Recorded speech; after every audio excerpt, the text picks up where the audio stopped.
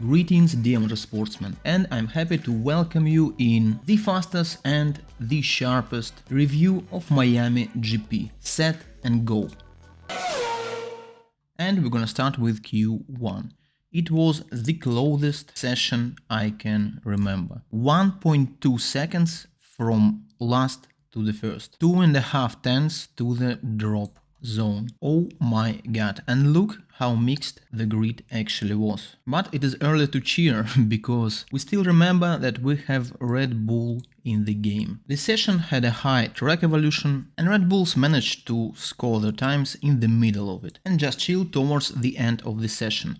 But if they actually tried to go hard, of course we wouldn't have such close results. And really miserable margins between winners and losers. For example, Logan Sargent lost only 0.3 of a second to Alex Albon. Lance Stroll lost only 0.3 of a second to Fernando Alonso, only 0.1 between Yuki and Nick de Vries, and so on. McLaren was the only team to be completely eliminated in this session, but overall Q1 was pretty particular to watch.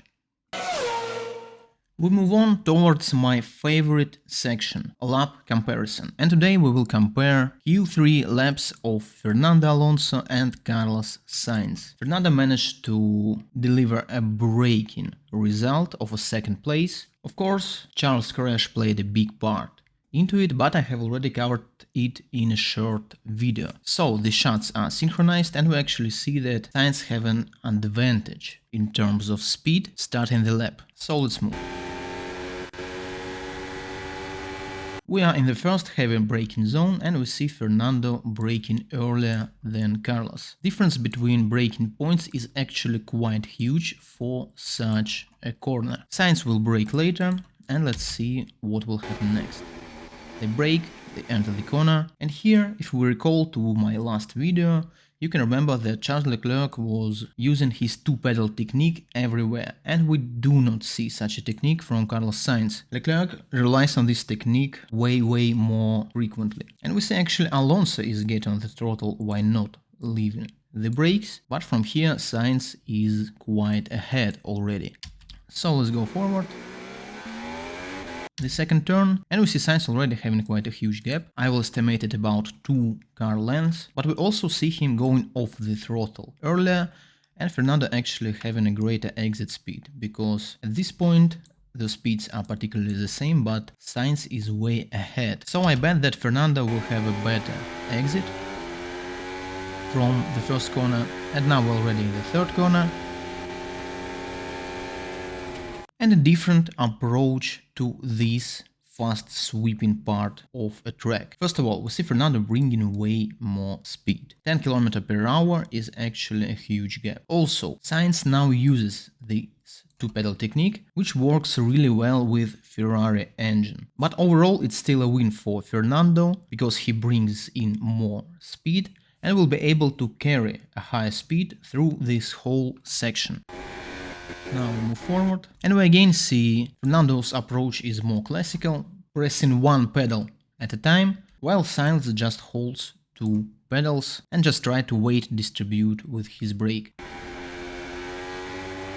Go further, here is quite an interesting situation. We actually see Fernando still having a speed advantage. Until this point he has already regained all the time lost in the beginning of a circuit. And despite Sainz being more aggressive with his throttle, Alonso is able to still carry more speed. Now we enter this 6, 7, 8 corner with a closing radius. Really interesting and challenging turn. Let's see how they will do it. They brake, here is the entrance point, and we see Sainz actually being a bit wider with his line, but Alonso still has a speed advantage.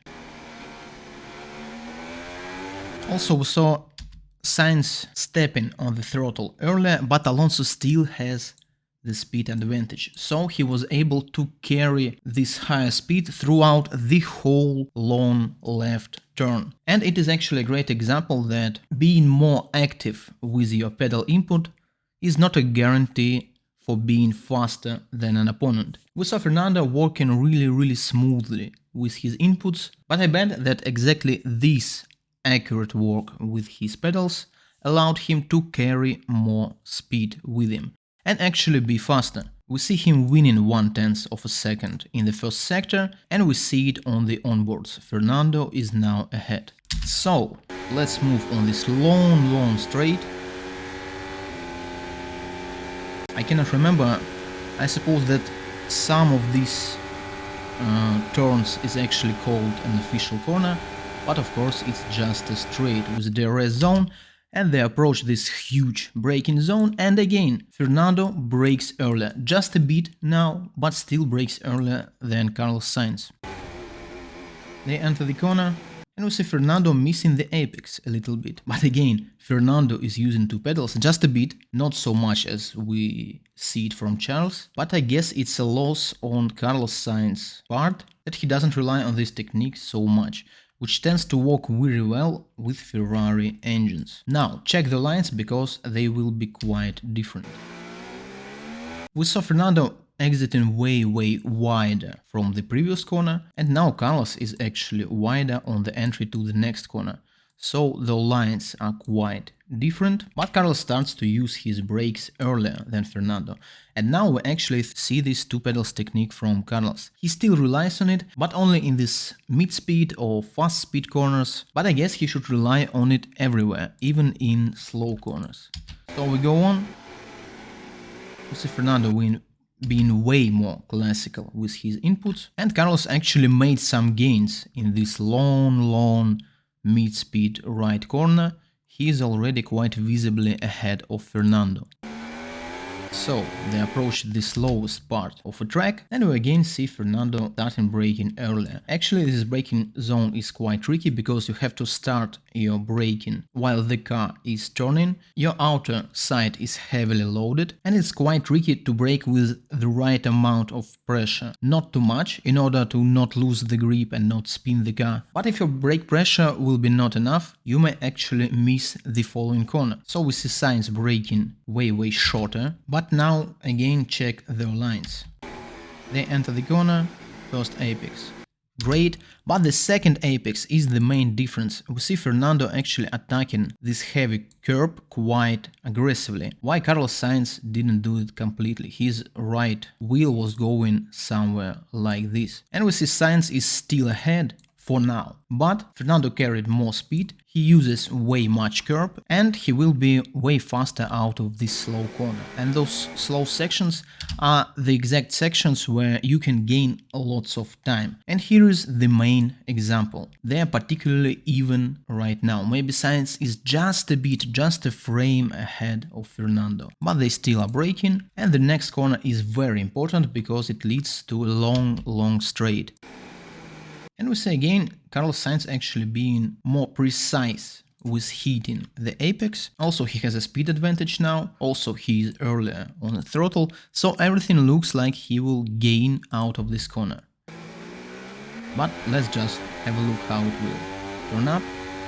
And actually Aston Martin had a huge top speed, not huge, but had a top speed advantage over Ferrari. Not Red Bull advantage, but still. His top speed is higher, and overall his speed was a bit higher throughout the whole straight. So right now Fernando is actually ahead of Sainz. They start braking at the exact same moment, but for this corner it is actually a later braking for Fernando, which is unusual for this comparison, and they approach basically the last corner. And again we'll see different trajectories. Have a look.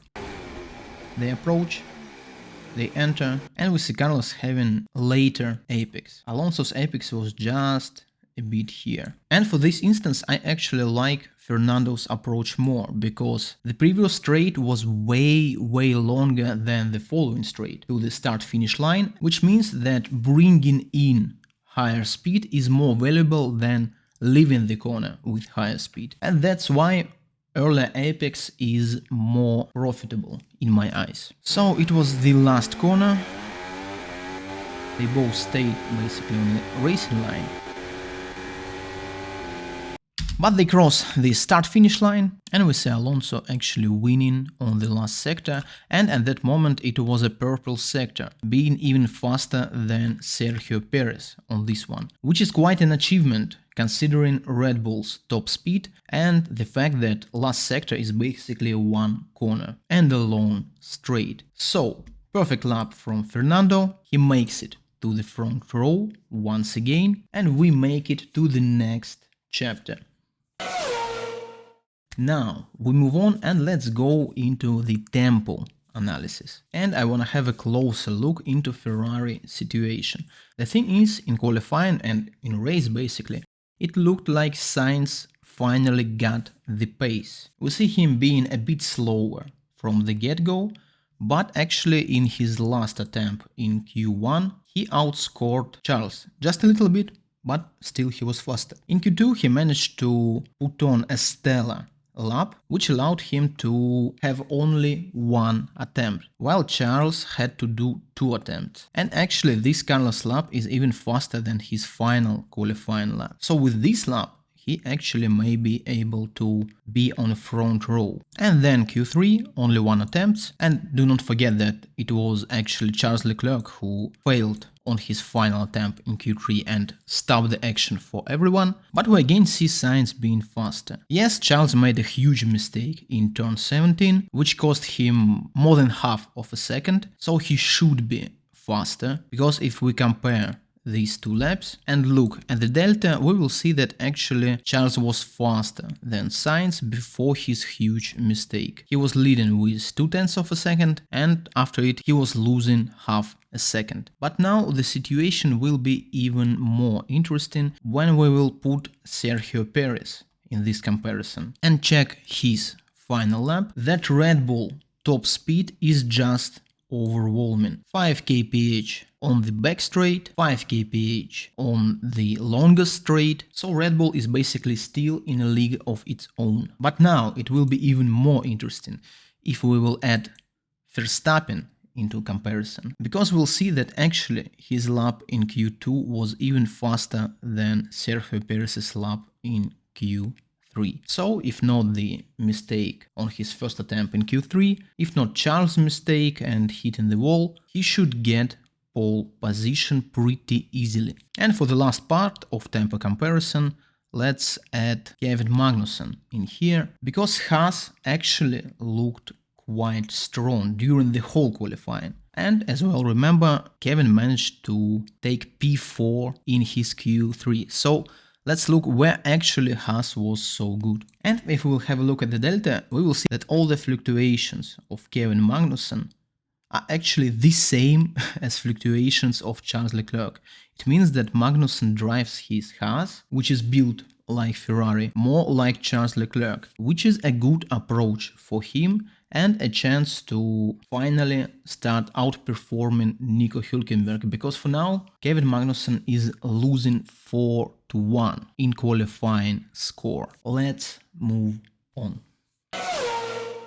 We are moving on to qualifying result, and qualifying was mixed up due to the fact that Q1 was so stacked and mixed up due to the whole carnage in Q3, and we again see some huge differences.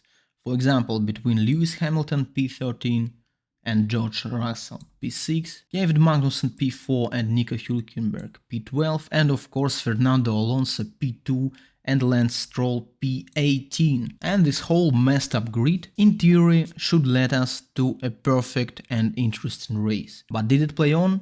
Let's discuss now. We move on to the race start, and actually the race start was not so eventful. Kevin Magnussen lost quite a chunk of positions, 3 to be exact. Max Verstappen lost 1 position during the launch, but then regained it during the first lap. And of course a stellar start from Oscar Piastri, which was already covered in a shorts video. Also contact between De Vries and Norris, which also was covered in that video. I do not understand why stewards issued no penalty for Nick De Vries. It was clearly his fault, he locked up and just wiped Norris out of the track. I do not really think that first lap has to be indulged and stewards just have to go blind and close their eyes until the second lap appears. Yes, I understand that some contacts may appear, you shouldn't judge everything, but I suppose that stewards push this narrative too far. Now let's discuss the race itself. Was it boring? Yes and no. From a first glance, it may seem that it actually was boring. Yes, the overall number of overtakes is quite high, but still, most of those overtakes were sort of predictable. In the very first part, all the overtakes were simply caused by these mixed grids, and faster cars were overtaking slower cars, just taking the places that they deserved. In the latter stage, mainly all the overtakes were caused by strategy. Half of the drivers started on mediums, pitted earlier, and was just overtaking drivers with older hards on the newer hards. And in the very last stage, those drivers who were wearing older hards were now wearing new mediums and were overtaking back all those who has already overtaken them. That's why all the overtakes were quite predictable, and what's even more important, drivers didn't really want to fight those overtakes, because everyone was just doing their own race and the whole tension just heated up towards the end. But still, I will not call this race a boring one, because it is a true classical motorsportive race. You spend half of your time in watching live timing, in comparing numbers, in checking the tempo, and everyone is just playing this long game. And it also has its own beauty in it. Yes, this current Miami GP was not so bright as previous one, but for true motorsportsmen it was actually a good thing to watch. And here is the right time to move on to this huge mistake made by organizers of Miami GP. I've told you already about it in my shorts video, but I have to repeat. Resurfacing the track was a huge mistake, and we immediately saw the results. Just compare the number of lockups from previous year and from current year, the number of mistakes overall. Drivers that were going off racing line was not actually punished as much as it used to be, and the whole situation is not unique now. We have seen it all already, we see it every time, every weekend, basically every week. If you watch F1, you see drivers making nearly no mistakes. And it's a shame, because when finally, suddenly, coming from nowhere, we got a unique track surface which let this high-level racers, upper echelon of motorsport, making mistakes on a constant level, we suddenly just tell, no, we do not need it, let everything be usual and be normal. Sad situation, at least for me. Now, strategy review. We basically had two go-to strategies: medium hard or hard medium. We can see this spread all over the place. Basically everyone who started in top 8 was choosing medium start, everyone who started from the back was choosing hard start. And we see that hard starters actually gained a lot. Hamilton to P6 from P13, Ocon to P9 from P8. You cannot call it a huge gain, but he's still in the points. And of course, Max Verstappen from P9 to P1. Yes, P2 was pretty much a guarantee, but the P1 is a product of outstanding race pace of Max Verstappen and of course this good strategy. The performance from Max Verstappen was flawless, and mainly his tempo. First and foremost, we see him actually being faster than Sergio Perez on his first stint.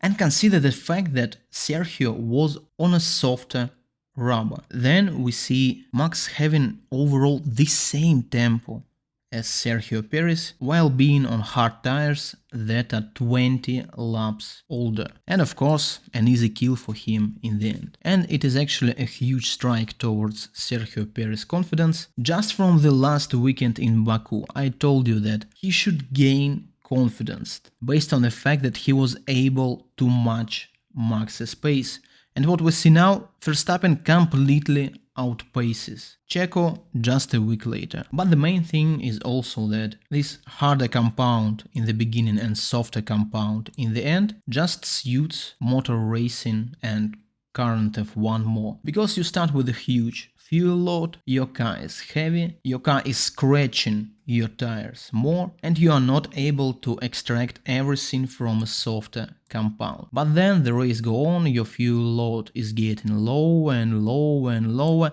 and then you get to this stage where your car is already light and you can extract maximum from your lighter car. That's why I always root for hard medium or hard soft in favor of soft hard or medium hard. And the perfect example of it is actually this really early pit stops. Lap 2, lap 4 and lap 5. Oh my god.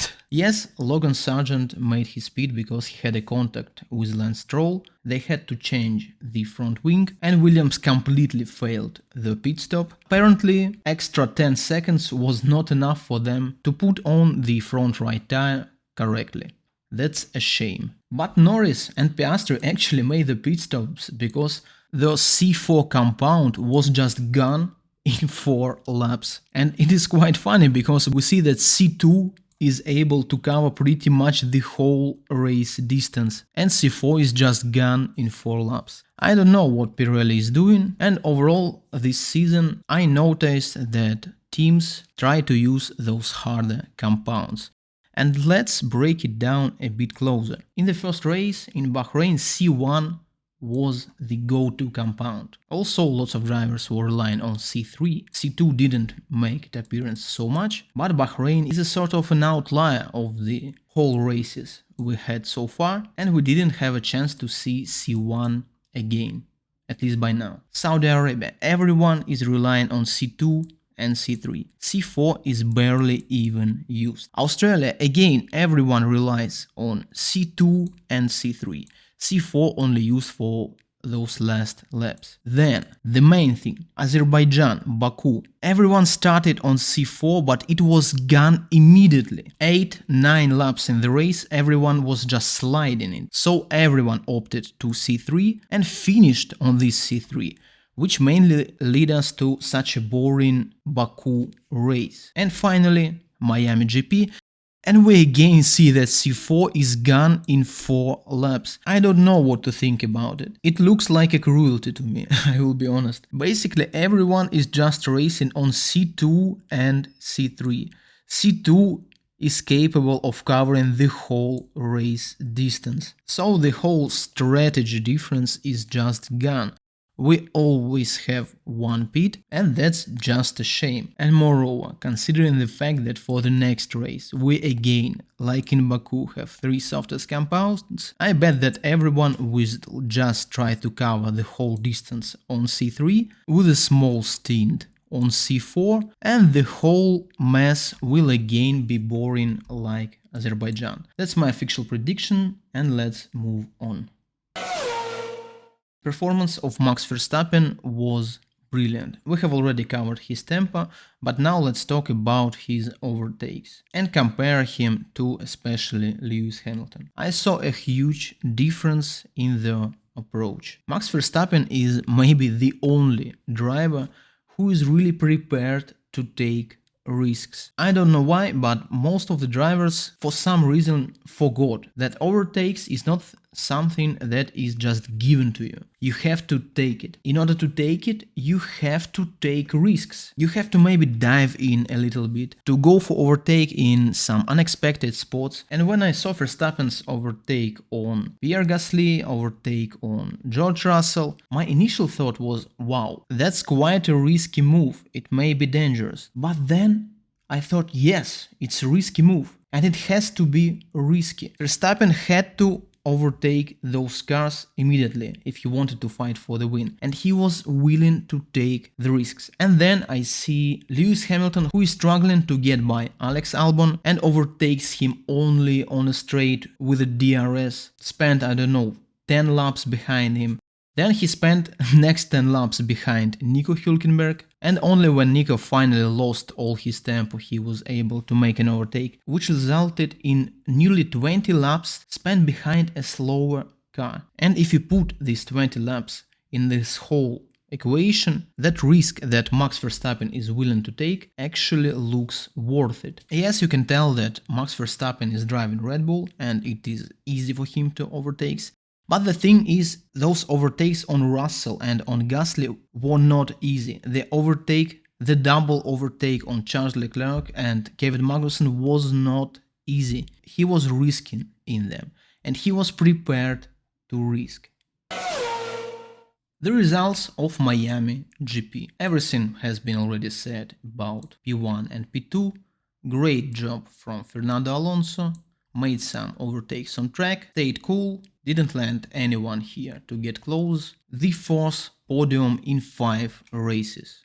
Bravo. George Russell, exceptional performance, actually managed to overtake Carlos Sainz on track and be faster than him in terms of race pace. Quite a mediocre race for Carlos Sainz. He was caught speeding up in a pit lane. His tempo was not so good, at least if we compare him to everyone around. But if we compare him to Charles Leclerc, the situation is not so bad. And actually, Ferrari just seemed to be slow. Lewis Hamilton, a controversial race. On the one hand, we have all this criticism that I have told you. But on the other hand, Lewis again showed himself as a driver who can take care of his tires, and once he is in a fresh air, his pure pace is really strong. And actually this pure pace brought him his P6, and even towards the end of the race he sort of got into flow. And Lewis is quite dependent on his mental state,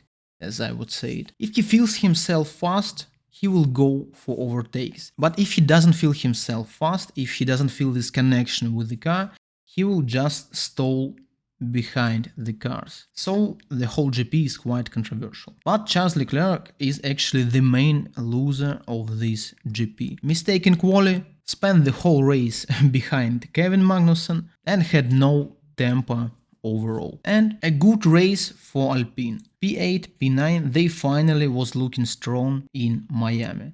And of course a good race from Kevin Magnussen despite a bad start. That's pretty much it. Let's go towards the driver's standing, and Max is opening a gap between himself and Sergio Perez just a little bit, at least for now. Fernando Alonso holding his 3rd spot, Lewis Hamilton holding his 4th place, and is also looking quite consistent. Carlos Sainz and George Russell would be right in the mix, if not failed Australian GP. Charles Leclerc P7, oh my god, but at least scored some points in this race. Good points for Alpine, and in constructor standing everything is really interesting. Mercedes and Aston Martin are fighting for the 2nd spot. Ferrari actually should join this fight. And here we have complete another bottom league. Alpine showed themselves strong, Haas scores 1 more point, but actually everyone is pretty close down here.